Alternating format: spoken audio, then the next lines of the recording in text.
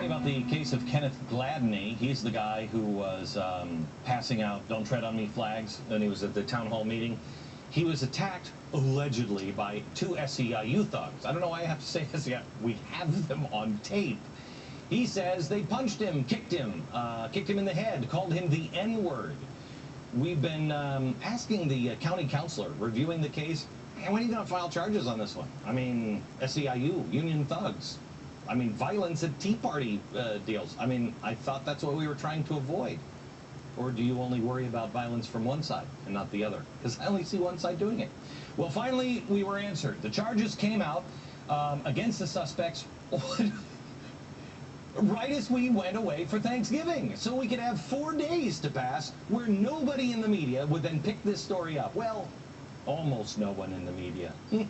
Inconvenient.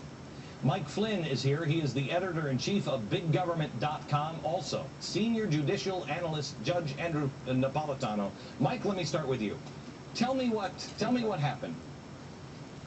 Well, finally we got word. I mean, Wednesday after your show put focus on this. I mean, we've been writing about it at Big Government for quite a bit. And finally we found out Wednesday that charges were filed. Interestingly, though, it wasn't assault charges. It's an ordinance violation right now. Wait a minute. They kicked him in the head. They punched him. They called him the N-word. It's an ordinance? Well, yeah. Which ordinance did they violate?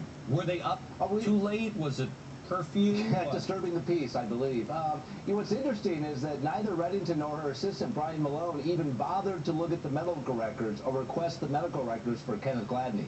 So wait a minute. these charges. I believe this plays into something. I believe there is a possibility that everybody in the progressive movement is psychic, because this is the same thing they did with Chris Dodd.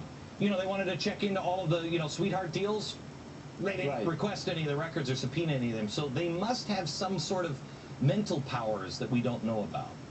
It's an impressive skill, because they're able to find out what exact charges should be filed against these union members without even knowing the extent of injuries of the victim. I mean, it's a pretty impressive skill. Let me bring the judge in here.